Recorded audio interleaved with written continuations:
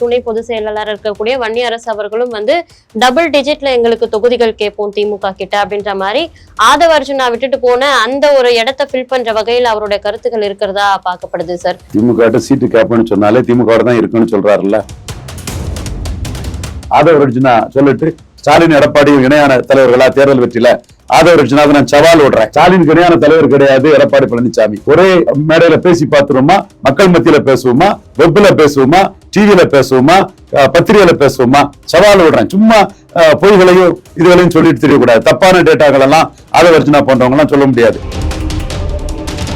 சும்மா என்னத்தையும் வைத்தறிச்சலையும் பொறாமையிலையும் விஷயங்களை பேசக்கூடாதுங்க. தரவுகளோட விஷயத்த பேசணுங்க.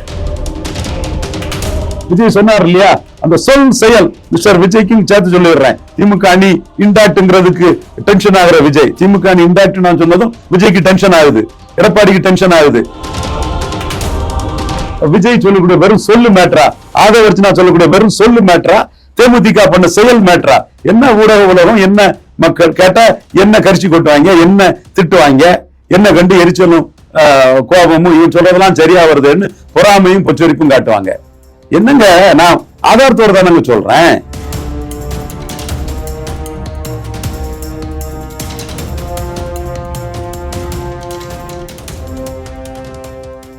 யூ தமிழ் நேயர்களுக்கு வணக்கம். இன்னைக்கு நம்ம கூட மூத்த அரசியல் விமர்சகர் ரவீந்திரன் துரைசாமி அவர்கள் தான் இணைஞ்சிருக்காங்க. வணக்கம் சார். வணக்கம்மா. இப்போ அடுத்ததா பாத்தீங்கன்னா விடுதலை சிறுத்தை கட்சியில திருமாவளவன் அவருடைய வழிகாட்டலின் பேர்ல வந்து ஒரு துணை பொதுச் செயலாளரா இருந்த ஆதவ அர்ஜுனா அவர்கள் கூட்டணியில இருக்கக்கூடிய திமுக கட்சிக்கு எதிரான சில கருத்துக்களை சொன்னதுனால கூட்டணியில இருந்து விலகும் நிலை ஏற்பட்டுச்சு. இப்போ அவரை தொடர்ந்து வன்னியரசு அவர்கள் துணை பொதுச் செயலாளர் இருக்கக்கூடிய வன்னியரசு அவர்களும் வந்து டபுள் டிஜிட்ல எங்களுக்கு தொகுதிகள் கேட்போம் திமுக கிட்ட அப்படின்ற மாதிரி ஆதவ அர்ஜுனா விட்டுட்டு போன அந்த ஒரு இடத்தை ஃபில் பண்ற வகையில் அவருடைய கருத்துக்கள் இருக்கிறதா பார்க்கப்படுது சார். திமுக சீட்டு கேட்போம்னு சொன்னாலே திமுக தான் இருக்குன்னு சொல்றாருல்ல.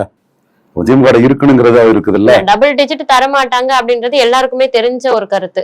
ஆனா அதை முன்வைப்போம் அப்படின்றது ஏற்புடையதா இருக்கு. டபுள் டிஜிட் கூட கேட்கலாம், என்ன ஆகி போச்சு. ஆனா அவங்க தரணுமே. அது இப்போ அது என்ன என்ன என்ன அதெல்லாம் என்ன டபுள் டிஜிட் கூட கேட்கலாம். அதுல என்ன தப்பு, கேட்கறதுல என்ன தப்பு இருக்கு? டபுள் இல்ல ட்ரிபிளா கூட கேட்கலாம். அது வாங்குறவங்களுக்கும் கொடுக்குறவங்களுக்கும் உள்ள முடிவு. கேட்போன்னு சொல்லும் போது திமுக அணியில இருக்காருன்னு தானே அர்த்தம். இப்போ இது வந்து அவங்க கூட்டணியில ஒரு விரிசல் ஏற்படுறதுக்கான வாய்ப்பு அப்படின்ற மாதிரி எல்லாம் சொல்றாங்களே சார். அது வாய்ப்பு கிடைக்கும்னு நினைக்கூடங்க, சந்தோஷப்பட்டுக்கலாம். அதுல யார் தடுத்துட முடியும்? ஆதவ அர்ஜுனா வச்சு சந்தோஷப்பட்டுக்குங்க, இவர் வன்னியரசு வச்சு சந்தோஷப்பட்டுடுங்க, சந்தோஷமா இருங்க. பேச்சுவார்த்தை முடிகிறது வர யார் அதை தடுக்க முடியும்? 26லயும் திமுக விசிக கூட்டணி தொடரும். அப்படி திமுக அணி இன்டாக்டா இருக்கும்.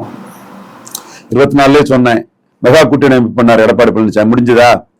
திடீர்னு சொல்லுவாரு திமுக அணி எல்லாம், திமுக கட்சிகள் எல்லாம் அடிமைகள், கொள்கை இல்லாம தங்கள் கொள்கை இல்லாம திமுக அடிமையா இருக்குன்னு சொல்லுவாப்புல. அது நான் கட்சி எங்கள்கிட்ட வரும் பாப்புல. எது நடந்தது? அவரோட ஆதரவாளர் என்ன சொன்னாங்க? 20 சீட்டு காங்கிரஸ் கூட்டணி நடந்ததா? 5 சீட்டு விடுதலை சிறுத்தைகள் கூட்டணி சொன்னாங்க, நடந்ததா? நான் தான் சொன்னேன், ஸ்டாலின் தர்றது எம்பி போஸ்ட், எடப்பாடி தர்றது டெபாசிட்டுக்கு தான் நிதி குணத்தம் போடணும். தேமுதிக எல்லாத்துக்கும் டெபாசிட் எடுத்துட்டா? கிருஷ்ணசாமி எவ்வளவு கஷ்டப்பட்டு டெபாசிட் எடுத்தாரு, முபாரக் எவ்வளவு கஷ்டப்பட்டு டெபாசிட் எடுத்தாரு, வேல்முருகன் ஒரு சீட்டு தான் திமுக அணியில இருக்கிறாரு, திமுக அணியில இருப்போன்னு பேசிட்டாரு. ஆனா திமுக அணியில போனா 5-10 கேட்பாரு. அப்ப ஸ்டாலினும் எடப்பாடி இணையான தலைவர்களா? ஆதவ அர்ஜுனா சொல்லிட்டு ஸ்டாலின் எடப்பாடி இணையான தலைவர்களா தேர்தல் வெற்றியில ஆதவ அர்ஜுனாவுக்கு நான் சவால் விடுறேன். ஸ்டாலினுக்கு இணையான தலைவர் கிடையாது எடப்பாடி பழனிசாமி. ஒரே மேடையில பேசி பார்த்துருமா, மக்கள் மத்தியில பேசுவோமா, வெப்ல பேசுவோமா, டிவியில பேசுவோமா, பத்திரிகையில பேசுவோமா, சவால் விடுறேன். சும்மா பொய்களையும் இதுகளையும் சொல்லிட்டு தெரியக்கூடாது. தப்பான டேட்டாக்கள் எல்லாம் ஆதவ அர்ஜுனா போன்றவங்க எல்லாம் சொல்ல முடியாது. நீங்களும் டேட்டா எடுத்துட்டு வாங்க, நாங்களும் டேட்டா எடுத்துட்டு வரோம். நூற்றுக்கணக்கான இல்ல 10-15 முக்கியமான பத்திரிகையாளர் இருக்கட்டு, ஊடகவியலாளர் இருக்கட்டு, வெப்டிவில இருக்கட்டு கேட்டு யார் உண்மையை சொல்றா, யார் நியாயத்தை சொல்றா, யார் சரியா சொன்னா, யார் சரியான டேட்டாவை சொல்றா பாத்துடலாமா? ஆதவ அர்ஜுனா ஜி அவர்களே பாத்துடலாம். நாம சொல்லதான் கரெக்டா இருக்கும். சும்மா என்னத்தையும் வைத்தறிச்சலையும் பொறாமையிலையும் விஷயங்களை பேசக்கூடாதுங்க. தரவுகளோட விஷயத்த பேசணுங்க. அந்த வகையில தான் உடனே ஆதவ அர்ஜுனா இடத்துல இவரு வன்னியரசு கூட்டணி போயிருமான்னா கூட்டணி எல்லாம் போகாதுங்க. ஏன் போகாதுங்கிறது ஆதாரத்தோட நான் சொல்றேன். பூத் வைஸ் டேட்டா வேணுமா? சிதம்பரத்திலையும் விழுப்புரத்திலையும் எடப்பாடி பழனிசாமி 35% போனாரா? விசிக எதிர்ப்பு ஓட்டுல போனாரா? வன்னியர் ஓட்டுல போனாரா? எந்த ஓட்டுல போனாராங்கிறதுக்கு ஆதாரம் நான் தரட்டா? சோ இந்த எல்லா அடிப்படையிலையும் புரிஞ்சுக்கிட்டு தான் திமுக அணி இன்டாக்டா இருக்கும் நான் சொல்றேன். நான் அது இன்டாக்ட்னு சொன்னா வன்னியரசு இன்டாக்டா இருக்குங்கிறத ஒத்துக்கிடுவாரு. அதை எடப்பாடி கோவப்படுறாரு, விஜய் கோவப்படுறாரு. அரசியல்ல அக்கமினேட்டிங் பவர், அமாசிங் வெல்த் தான் மாடர்ன் பொலிட்டிக்ஸ். ஜெயிக்கிறாங்க, வின் இருக்கிறாங்க. வின் இருக்கிறத வரை அப்படித்தானே போயிட்டு இருப்பாங்க. வெற்றி வாய்ப்பு எந்த பக்கம் இருக்கோ அந்த பக்கம் இருக்கிறது தான் நல்லது அப்படின்னு நினைக்கிறாங்க. எங்க தேமுதிக விஜயகாந்த் குரு பூஜை மனசார நான் அது பெரிய அளவு குரு பூஜை தமிழ் மண்ணில் நிலைக்கும், நீடிக்கும், பெரிய அளவுக்கு அது இருக்கும். அந்த அளவுக்கு அந்த வரக்கூடிய கூட்டமே இவர் எதிர்பார்ப்பு இல்லாம டெய்லி வரக்கூடிய கூட்டமே பெருங்கூட்டம் வந்துட்டு இருக்கு. ஒரு நாள் கூட்டம் இல்ல விஜயகாந்துக்கு குரு பூஜைங்கிறது. அது பெருசா நீடிச்சு நிலைக்கூடிய அளவுக்கு தேமுதிகவுக்கும் ஒரு வளர்ச்சியை கொடுக்கும். கேப்டன் செத்தும் கொடுத்தான் சீதக்காதிங்கிற மாதிரி கேப்டனுக்கு அந்த புகழ் தான் 1/2% போன தேமுதிகவை பிரேமலதா அம்மையார் பொதுச் செயலாளர் அவங்களோட திறமையில இன்னைக்கு 2.5% கொண்டு நிறுத்தி இருக்குது. அவங்க அழைப்பை யாருக்கு கொண்டு கொடுத்தாங்க? யாருக்குங்க அழைப்பை கொண்டு கொடுத்தாங்க? சும்மா பேசிட்டு இருக்கிறது வேறங்க, அது செயல். செயல், சொல், செயல்.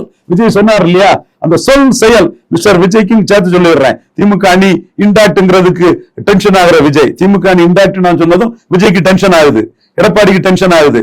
டென்ஷன் பார்ட்டிஸான இவங்களுக்கு நான் சொல்றேன், அழைப்ப செயல், சொல் செயலும் விஜய் தான் சொன்னாரு.